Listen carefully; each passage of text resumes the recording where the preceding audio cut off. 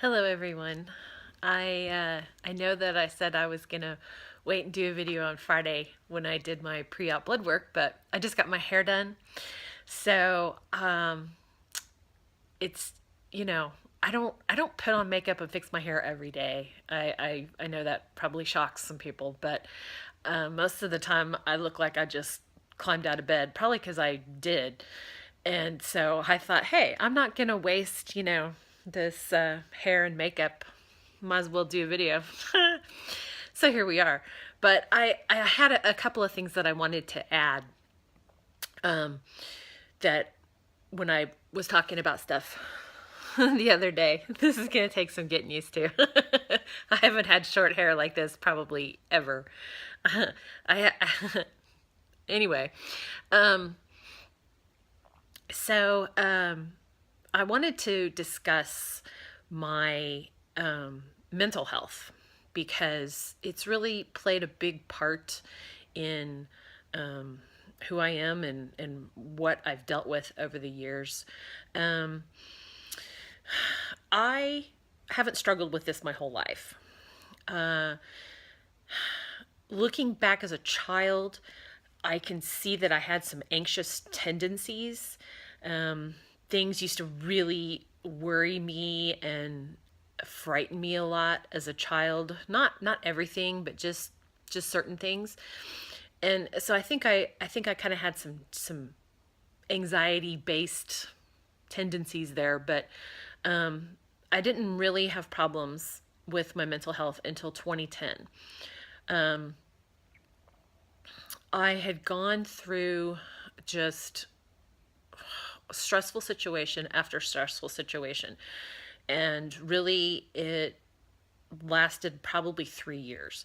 I was just bombarded with thing after thing after thing. It started in 2007 when my father passed away. That was a very stressful time in my life because I'm an only child and my parents were divorced, and so the whole thing just kind of fell on me to take care of, and it was just a mess. It was an absolute mess trying to settle his estate. He lived in another state, and we had to actually end up moving. He'd moved to Vegas, and we had to actually end up moving out there ourselves in order to settle his estate because we just weren't getting anything done dealing with lawyers long distance. And so we had his death, the stress of dealing with all of that. Then my son got very, very sick around that time. He was having horrible headaches, and he was very, very ill. And so he had an MRI while we were living out in Vegas, and come to find out that he had a brain, it was misshapen. Trying to think of the word, not malformation. Malformation, yeah. He had a malformation in his brain. It's actually called Chiari malformation. And so that was what was causing the headaches. And he was just, he didn't have a lot of energy. And so, I mean, literally every day for probably about 2 years, maybe, was just spent making sure he was that I mean there really wasn't a whole lot that I could do for him at that point in time, and it frustrated me so much as a mother because when you see your child just suffering like that and there's really nothing that you can do other than pray, it was really, really frustrating, and that it affected me deeply. It really did. So we had that, and then just some other family issues that were very, very stressful to try to deal with, ongoing things. Um, our house got broken into while I was at home with the kids, and that was a horrible, horrible situation. Very, very frightening for both the kids and me. I think by that point I was so numb that it really didn't seem to affect me that much. I just was like, well, what else? What else can we deal with?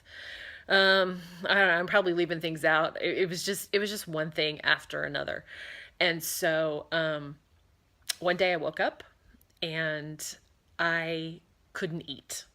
And that seems kind of stupid, but I mean seriously, like the thought of food was so repulsive to me, and I had absolutely no appetite whatsoever. And so I thought there was something physically wrong with me.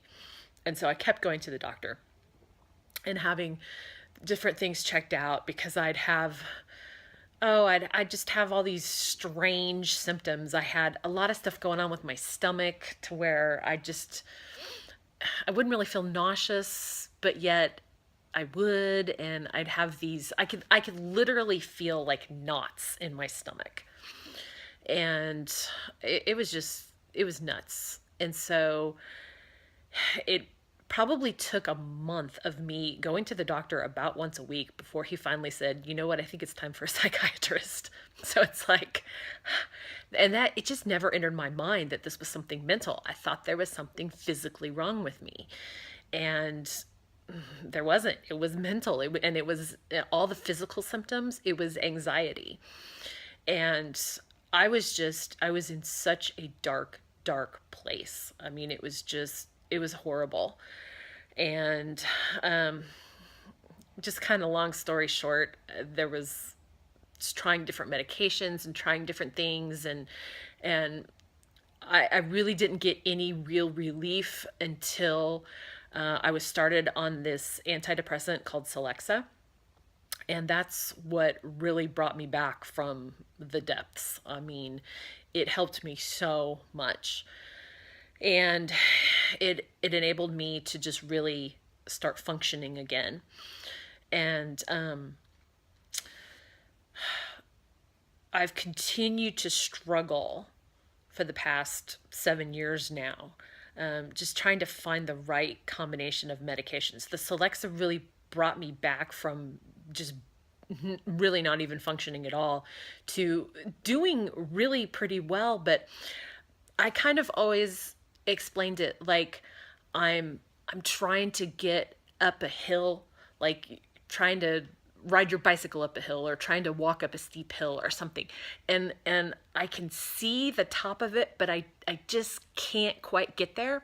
And that was how I always felt with all of the medication that I took. I mean, it was like, yeah, it helps some, but it doesn't give me everything that I need.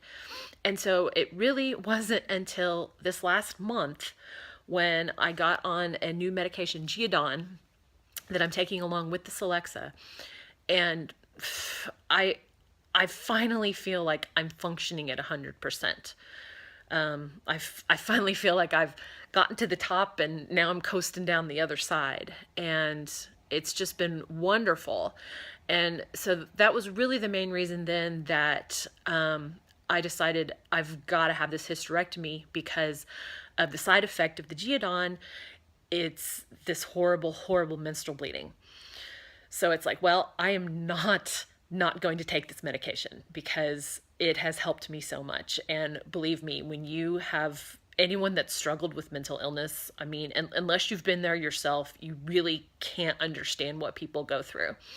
I mean, I totally understand why people commit suicide and kill themselves because you're just living in such torture that it seems like the only way out. And I've tried 18 different medications over the past 7 years. And it's horrible when they don't work. And you just kind of start feeling like a guinea pig after a while because you'll just try something and it doesn't help. And so, you have to, let's try this and let's adjust the dosage. And it can be a really, really frustrating situation. And so when I finally found this medication that made me feel so good, but yet I was having this heavy bleeding with it, it's like, okay, we're yanking this uterus out because I'm not stopping this medication. It's been life-changing. So that's kind of the story with my mental health and everything, and leading up to that. Um, I mentioned in the last video that I had thought about getting an ablation, and I'm really glad that I didn't, other than chickening out, I'm really glad that I didn't go through with that, because they don't always work. And I've heard stories of other women that where they have it, and then after a while the heavy periods come back again, and so it's like I just can't deal with that. If I'm going to have some kind of procedure or something done to try and alleviate my periods, I'm ripping everything out. I don't want to just keep dealing with this over and over and over. So I'm really glad that I'm gonna just have it's gonna be a one and done thing. So I think that's all that I want to share today. I go in for my pre-op blood work tomorrow. I'm excited. It's strange, I guess, that I'm excited about surgery, but I just feel like it's going to help me so much, and I'm just ready to get this going. So I'll check in tomorrow after I have the pre-op stuff done. All right, bye.